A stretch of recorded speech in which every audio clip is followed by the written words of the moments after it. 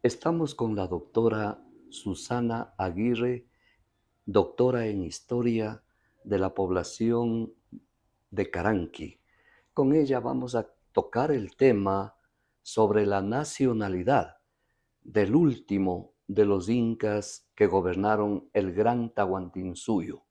Quiero referirme específicamente al Gran Atahualpa, un personaje de reconocida trayectoria mundial. Hoy en la historia es un personaje universal. Él nació aquí en la parroquia Caranqui. Caso contrario de lo que hablan los hermanos peruanos, afirmando de que Atahualpa pertenece al Cusco. Compañeros y amigos, en esta ocasión la doctora Susana Aguirre va a decirnos en qué se fundamenta para que el gran Atahualpa tenga y haya sido y es nativo de aquí de Caranqui. Doctor Aguirre, buenas tardes.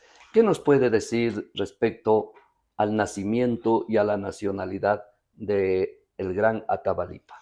Bueno, yo tengo varios argumentos que he recogido producto de mis investigaciones y pues existen varias teorías sustentadas que constan en documentos.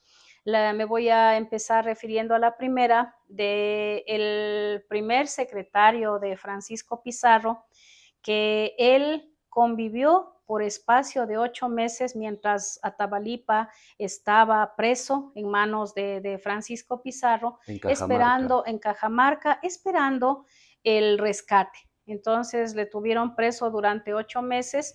Durante ese tiempo, todos sabemos que Francisco Pizarro era analfabeto y se hizo ayudar con su secretario, que además era cronista, entendiéndose a los cronistas como las personas que directamente veían y escribían lo que veían. ¿Cómo se llamaba el El, secretario? el secretario era Francisco de Jerez. Francisco Exacto. de Jerez, ¿Ya? y él en sus escritos pues le manifestó Francisco Pizarro y a Francisco Pizarro Atahualpa, en donde él decía: yo soy de la tierra de atrás de Quito.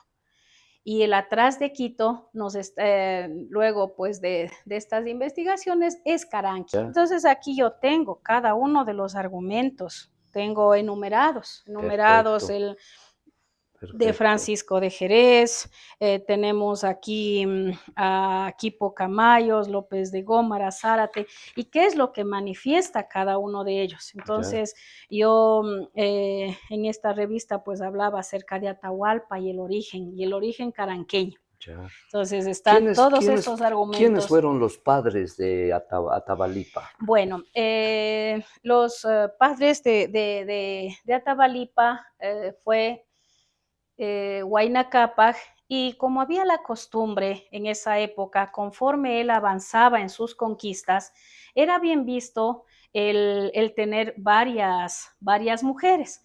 Eran Entonces, las diosas del pertenecían, Templo del sí, Sol. las mujeres más hermosas. Eso es más o menos acá en el Ecuador, pero a lo largo de su trayecto y sus conquistas, tenían la costumbre de hacer enlaces en Alianzas. alianzas, y estas alianzas eran matrimoniales. ¿Por qué? Correcto. Porque siempre producto de esto eran los hijos. Y pues cuando llega acá a estos territorios, Cayambis, Carangue, en esta época, es ofrecida la princesa Pacha precisamente por entablar una alianza. Dice que eran bastante jovencita y Huayna Capac bastante ya entradito en años en relación a ella, y fue ofrecida. Ya. En este caso se embarazó, tuvo su hijo Atahualpa, y ellos están registrados por boca de Atahualpa mismo de la paternidad de Huayna Cápac y la maternidad de la princesa Pacha. ¿La princesa Pacha era natural de aquí, del pueblo Caranqui? Ella era natural del pueblo Caranqui. Ella era una diosa del Templo del Sol, Princesa. princesa Princesa, del sí. Templo del Sol. Más que princesa, porque eso sí les escogían a las mujeres más hermosas del sector, pero en cambio ella era el origen noble, era No. hijo del rey, entonces era una princesa. ¿Cómo se llamaba el padre? Porque Carán, De Pacha. de Pacha. Duchicel, Y sí, Duchicela. Duchicela. Entonces, ella más bien no necesitaba irse al Templo del Sol, sino tenía ya su origen noble, al Ya. ser hija del cacique, Del curaca. del curaca. Así es. Y de ahí las vírgenes del sol, efectivamente era un honor para las mujeres más hermosas el cuidar los templos. Y en este caso el templo de su dios, que era el sol. Él llega a estos territorios por la rebelión que existían en el norte del Tahuantinsuyo. Bueno, él llega por su proceso de conquista, porque el Perú y desde esta época, pues del Imperio Inca, la característica de ellos ha sido el expansionismo. El imperialismo, el tener la característica de un imperio es la extensión. Ellos querían tener un territorio grande y vinieron en ese proceso. Y tal vez si no hubiera fallecido por la enfermedad de la viruela, que con eso murió Huayna Cápac, y el heredero de Huayna Cápac se llamaba Ninancuyonche. Ellos enfermaron con viruela. Si no se hubiesen enfermado, ellos seguían con la conquista hasta el territorio de Colombia. En Pasto, entonces, ¿no? Estaban en ese proceso de conquista. Dentro de estos acontecimientos, no todo el mundo estaba de acuerdo con lo que estaba sucediendo y se topan con el bravo pueblo Caranqui que les hizo el alto, les frenó, y luego es lo que se da esta batalla, esta guerra en Yaguarcocha, en donde se mata a gran cantidad de caranquis grandes. ¿Por qué? Porque en consideración a los niños les dejan vivos solamente a los niños de 12 años para abajo. Dígame una cosa, la guerra que sostuvo Huayna Cápac acá en el norte del Tahuantinsuyo, la historia y los cronistas revelan de que duró como 4 años y fueron 4 o 5 batallas las que enfrentaron. Los cayambis, los caranquis, los pimampiros, los otavalos, los imbayas. Eran pueblos guerreros que se resistían a la conquista del imperio incaico. Fueron 4 años. Ante este hecho es lo que Huayna Cápac, en el último intento de conquista, logra reunir un ejército de más de 100,000 hombres y les rodean alrededor de la laguna de Imbaya, que se llamaba en la época.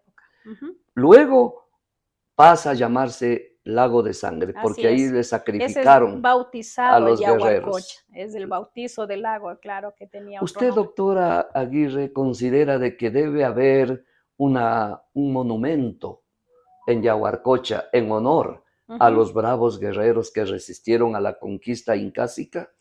Bueno, yo más que monumentos, que sí soy partidaria de los monumentos, para mí como maestra también soy maestra de historia, para mí el más grande monumento es el conocimiento de nuestra historia, en donde uno conoce, nadie ama lo que no conoce. Y cuando uno como maestro no se le olvida estos datos, para mí ese es el mayor monumento que uno se puede hacer, porque como maestra les veo a los estudiantes, hay monumentos, la gente pasa y no le interesa averiguar de quién es. A lo largo de la avenida Atahualpa existen muchos monumentos indígenas.